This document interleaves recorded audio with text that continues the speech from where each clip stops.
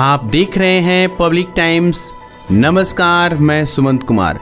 चलिए जानते हैं गोपालगंज की खास खबर विस्तार से।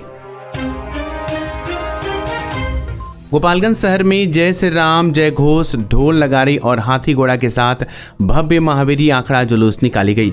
इस दौरान शहर के विभिन्न मार्गों में विभिन्न इलाकों से निकले दर्जन भर महावीरी आखड़ा को देखने के लिए जो जहां था वहीं ठहर गया। महावीर जी की प्रतिमा के साथ निकले इन आंकड़ों को देखने के लिए लोगों का हुजूम उमड़ पड़ा। आंकड़ों में शामिल युवक अपने हाथों में महावीरी झंडा और लाठी डंडे लेकर करतब दिखाते हुए नजर आए। जुलूस में शामिल लोगों द्वारा दिखाए जा रहे प्रदर्शन हर किसी के जोश भर दिया। वहीं विभिन्न जगहों पर भारी संख्या में पुलिसकर्मियों की तैनाती की गई ताकि किसी तरह की कोई अनहोनी न हो। दरअसल महावीरी आंकड़े का प्रचलन 18वीं सदी में शुरू हुआ। महावीरी आंकड़ा में हनुमान जी की प्रतिमा के साथ गांव और टोली द्वारा अलग अलग तिथियों को जुलूस निकाला जाता है और पारंपरिक तरीके से लाठी और डंडे का करतब दिखाने की परंपरा है। हनुमान जी के साथ ही अन्य देवी देवताओं को नगर भ्रमण कराया जाता है। इस दौरान मनमोहक झांकियां भी निकाली जाती हैं। प्रत्येक वर्ष इसी धार्मिक मेला का आयोजन कर सामाजिक कुरीतियों पर सांस्कृतिक कार्यक्रम किया जाता है। गोपालगंज में महावीरी आंकड़ा सावन की पूर्णिमा के दिन जिला मुख्यालय से शुरू होता है और अनंत चतुर्दशी के दिन इसका समापन होता है। इस खास पल को लेकर लोगों में पूर्व से ही उत्साह और उमंग देखने को मिलता है और एक बार फिर गुरुवार को निकाली गई आंकड़ा जुलूस में ढोल नगाड़ों की थाप पर लोग अपने को थिरकने से रोक नहीं सके। हालांकि नर्तकियों के नृत्य, डीजे पर रोक और विधि व्यवस्था की चुस्त दुरुस्त रहने से इस बार माहौल में पहले की तरह गर्मी नहीं देखी गई। विभिन्न आंकड़ा समितियों के साथ पुलिसकर्मी भी साथ साथ लगे रहे। नगर के हर चौक चौराहों पर पुलिसकर्मी तैनात रहे। शराब पर पूर्ण रूप से प्रतिबंध के कारण आंकड़ा के दौरान शराब पीकर झूमने वाले सड़क पर नहीं दिखे। इस दौरान महावीरी आंकड़ा में घुड़दौड़, ढोल नगाड़े और युवाओं के स्वर्ण प्रदर्शन के साथ उनके थिरकते पांव से माहौल उत्सवपूर्वक बना रहा और आंकड़ों का निकलना भी जारी रहा। महावीरी आंकड़ा को लेकर प्रशासनिक स्तर पर चिन्हित किए गए स्थानों पर पुलिस के साथ ही दंडाधिकारी तैनात रहे। आंकड़ा के जुलूस पर प्रशासन ड्रोन कैमरे से नजर बनाई थी ताकि जुलूस में शामिल लोगों की गतिविधियों पर नजर रखा जा सके। वहीं विभिन्न स्थानों पर दंडाधिकारी के साथ लाठी बल व जवान तैनात रहे। खाड़ी देश में रहने वाले या दूसरे प्रदेशों में नौकरी करने वाले अप्रवासी लोग जो गोपालगंज के निवासी हैं, अपनी समस्याओं के निदान को लेकर पुलिस अधीक्षक से सीधे इंटरनेट के माध्यम से जूम मीटिंग पर जुड़कर अपनी शिकायत दर्ज करा सकते हैं। इसके लिए गोपालगंज पुलिस फेसबुक पेज के माध्यम से लोगों को जूम मीटिंग का समय, तारीख और लिंक शेयर करेगी। शुक्रवार को ऐसा ही एक मीटिंग की गई जिसमें ट्रायल के तौर पर 1 दर्जन लोग पुलिस अधीक्षक से जुड़कर अपनी समस्याओं को उनके समक्ष रखा, जिसमें बाइक चोरी, आपसी विवाद की समस्या लोगों ने रखी। लखनऊ में रहकर MBBS की पढ़ाई कर रहे अंतिम वर्ष के छात्र ने SP के कार्य को लेकर संतुष्टि बताया। श्रम विभाग के आंकड़े के अनुसार गोपालगंज जिले के लगभग 5 लाख से अधिक लोग बाहर रहकर नौकरी करते हैं, जिनके परिवार के लोग घर पर रहते हैं। बॉलीवुड के मशहूर फिल्म एक्टर पंकज त्रिपाठी के पिता का शुक्रवार को श्राद्ध क्रम था। उन्हें श्रद्धांजलि देने के लिए केंद्रीय राज्य मंत्री अश्विनी चौबे, चिराग पासवान सहित कई लोग बरौली के बेलसंड गांव में पहुंचे। अपने पिता के श्राद्ध क्रम में आए मेहमानों का पंकज त्रिपाठी सुबह से स्वागत करते रहे, लोगों से मिलते रहे। इस दौरान सेल्फी लेने वालों की भीड़ भी देखने को मिली, जिसकी वजह से उनके गांव स्थित घर में कई बाउंसर को भी तैनात किया गया था। दरअसल बीती 21 अगस्त को पंकज त्रिपाठी के पिता पंडित बनारस तिवारी का 98 साल की उम्र में निधन हो गया। उनके निधन की समाचार मिलते ही पंकज त्रिपाठी बॉलीवुड से सब परिवार गोपालगंज के बेलसंड गांव में पैतृक घर है, यहीं पर उनके पिता का श्राद्ध क्रम था। इस श्राद्ध क्रम में श्रद्धांजलि देने के लोजपा नेता चिराग पासवान, केंद्रीय राज्य मंत्री अश्विनी चौबे सहित कई अधिकारी और भारी संख्या में लोग पहुंचे। पंकज त्रिपाठी के चेहरे पर पिता के निधन का दुख साफ झलक रहा था। पंकज त्रिपाठी के पिता को पुष्प समर्पित करने के बाद चिराग पासवान ने कहा कि पंकज त्रिपाठी उनके भाई हैं और जिस तरह से उनके पिता रामविलास पासवान का निधन हो गया था और वे पूरी तरह से टूट गए थे, उसी तरह से पंकज त्रिपाठी के पिता के निधन से वे काफी मर्माहत हैं। आज पंकज त्रिपाठी के ऊपर से भी उनके पिता का साया उठ गया है।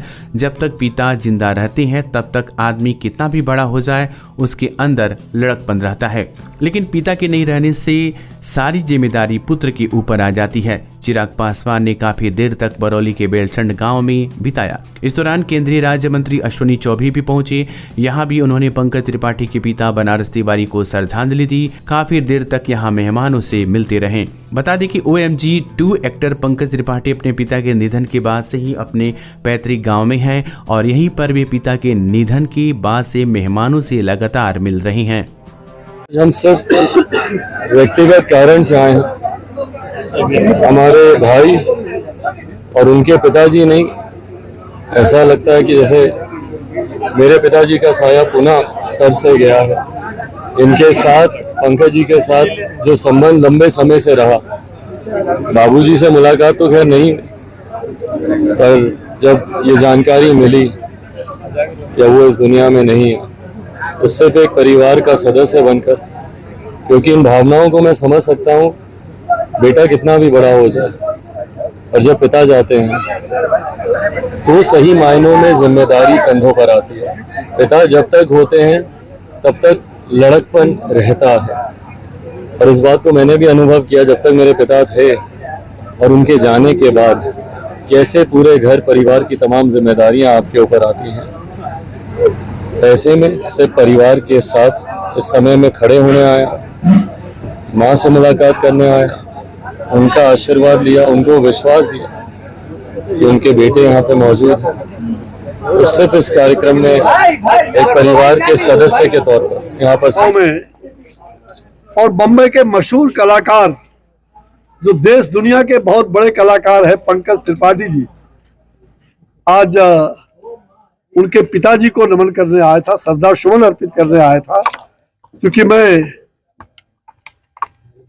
2005 में इस गांव में घर घर घुमा हूं, उस मंदिर का, भगवान का मंदिर का दर्शन किया, और ये बेलसंड का जो उच्चतर माध्यमिक विद्यालय है बरौली का, इसको पंकज जी ने गोद लिया है, और मुझे खुशी हुई कि पिताजी को समर्पित किया है लाइब्रेरी के लिए। पुस्तकालय, कल भव्य पुस्तकालय का जो आयोजन है उस पर करेंगे, यहाँ के प्रधानाचार्य, सभी शिक्षकगण, और मैं इसलिए विद्यालय को देखने आया। उस समय मैं आया था तो आकाश। गोपालगंज में पहली बार ब्रेन का सफल ऑपरेशन हुआ। अब से गोपालगंज में दिमाग, रीढ़ की हड्डी, नस एवं दर्द रोग, शुगर यानी मधुमेह, थायराइड का इलाज हुआ संभव। A2 hospital, doctor Aslam Parvez neurosurgeon, doctor Asma Khan diabetes thyroid specialist के संरक्षण में आधुनिक मशीनों की मदद से न्यूरो संबंधी मरीजों का इलाज अब होगा और भी आसान। किसी भी प्रकार के दर्द एवं न्यूरो रोग के निदान के लिए अभी संपर्क करें। A2 हॉस्पिटल, न्यूरो अस्पताल, आर्ट कॉलेज रोड, IB के सामने, गोपालगंज। छोटी सी आंखों में पूरी दुनिया को देखने का हुनर होता है, तो इसकी देखभाल बिल्कुल सावधानी से। हम हैं Titan world and Titan I plus exclusive Titan showroom, जहां कंप्यूटर द्वारा निःशुल्क आंखों की जांच। अनुभव करें हमारे 20 स्टेप त्रुटिहीन घड़ियों और चश्मों के स्टार्टिंग प्राइस 599 से। तो आज ही आइए Titan world and Titan I plus, DAV high school के सामने, स्टेशन रोड, गोपालगंज। जिले का गौरव 73 वर्षों से गोपालगंज की सबसे भरोसेमंद जेवर की दुकान रामकृष्ण ज्वेलर्स। हमारे यहाँ 916, 750 का ह्यूड हॉलमार्क सोने चांदी के साथ IGI द्वारा प्रमाणित हीरे का जेवर भी उपलब्ध है।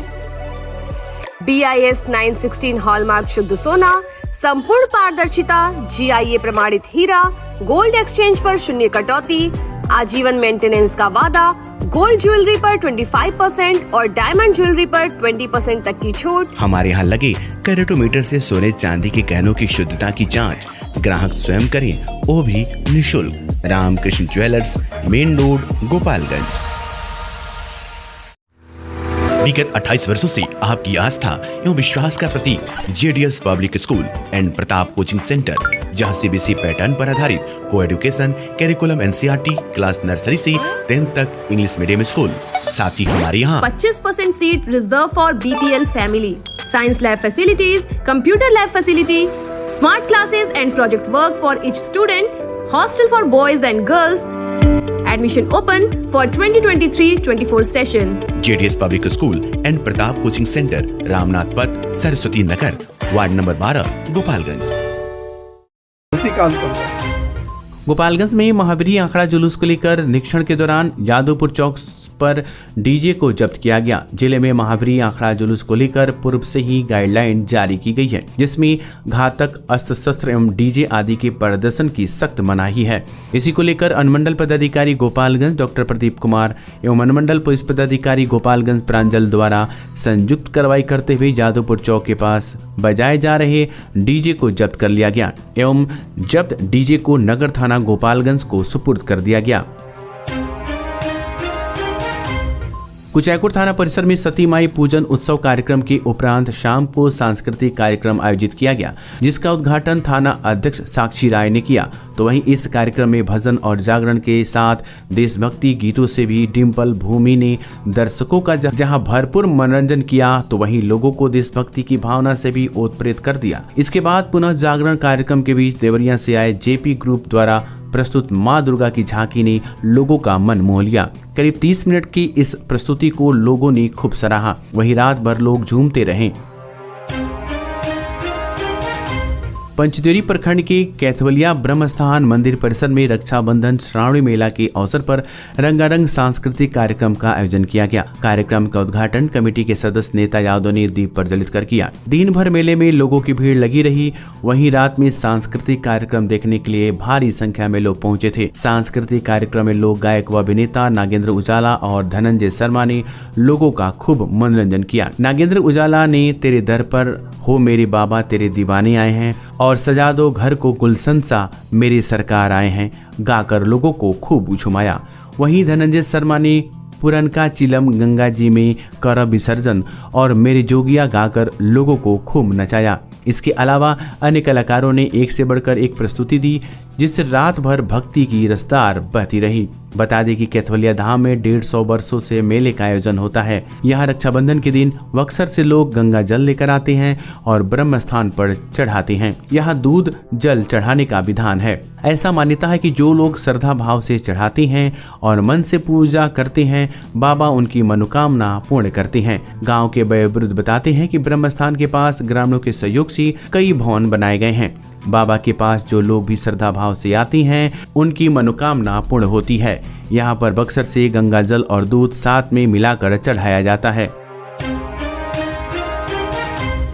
माझागर प्रखंड के नवसृजित प्राथमिक विद्यालय मिश्रवलिया में स्वास्थ्य विभाग की टीम ने राष्ट्रीय बाल स्वास्थ्य कार्यक्रम के तहत सरकारी विद्यालयों में पढ़ रहे बच्चों का स्क्रीनिंग जांच किया गया। विदितों की स्वास्थ्य विभाग के द्वारा राष्ट्रीय बाल स्वास्थ्य कार्यक्रम चला रही है, जिसके तहत सरकारी विद्यालयों में पढ़ रहे बच्चों का स्क्रीनिंग जाँच कर बच्चों में मिलने वाली गंभीर बीमारियों का इलाज मुफ्त में सरकारी अस्पतालों में कराया जा रहा है। जिसको लेकर शुक्रवार को स्वास्थ्य विभाग की टीम प्रखंड के नवसृजित प्राथमिक विद्यालय मिश्रवलिया सहित कई सरकारी विद्यालयों में पहुंचकर बच्चों का जांच किया।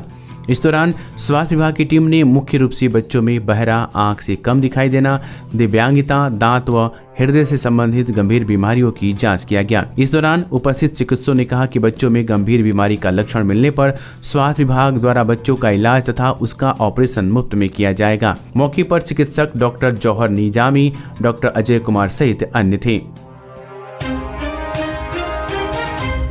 फुलवरिया थाना की पुलिस ने वहां जांच करते समय एक लग्जरी कार से 440 लीटर शराब बरामद किया गया है। इस मामले में 2 तस्करों की गिरफ्तारी भी हुई। पुलिस के द्वारा दी गई जानकारी के अनुसार गिरफ्तार आरोपी अनिल कुमार उर्फ विजय कुमार हरियाणा के झज्जर का निवासी है, तो वहीं दूसरा आरोपी राजस्थान का रहने वाला अर्जुन उर्फ कालू है, जो अलवर जिला का निवासी है। पुलिस ने शराब तथा उनके वाहन को जब्त कर लिया है और दोनों आरोपियों को उत्पाद अधिनियम के तहत मामला दर्ज करते हुए न्यायिक हिरासत में भेज दिया है।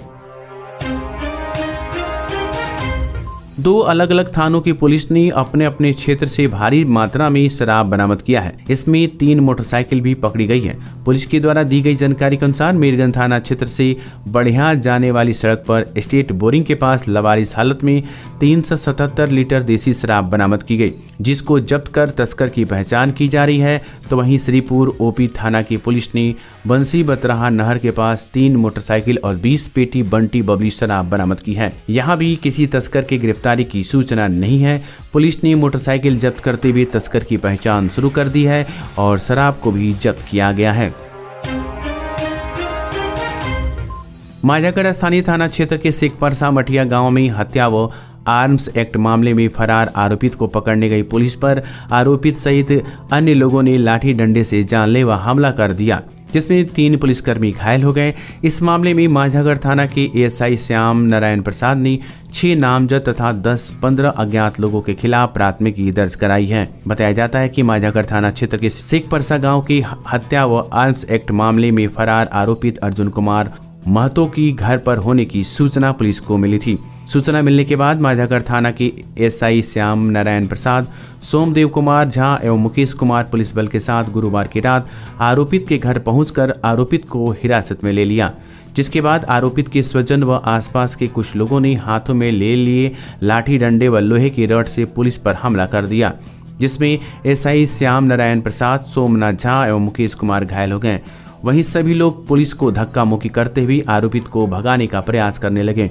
सूचना मिलने पर मौके पर पहुंची अतिरिक्त पुलिस बल के सहयोग से आरोपित अर्जुन कुमार महतो, सरिता देवी, शकुंतला देवी सहित 3 लोगों को गिरफ्तार कर लिया। इस संबंध में श्याम नारायण प्रसाद ने पुलिस पर जानलेवा हमला करने तथा सरकारी काम में बाधा डालने का आरोप में कर्ण कुमार, अर्जुन कुमार, दिनेश प्रसाद उर्फ दद्दू महतो, भोला महतो, शकुंतला देवी, सरिता देवी सहित 6 नामजद तथा 10-15 अज्ञात लोगों के खिलाफ प्राथमिकी दर्ज की गई है।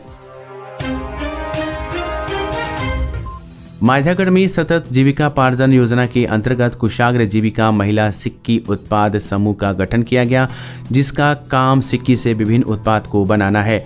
विदित हो कि राज्य सरकार ने बिहार में शराबबंदी कानून 2016 में लागू किया।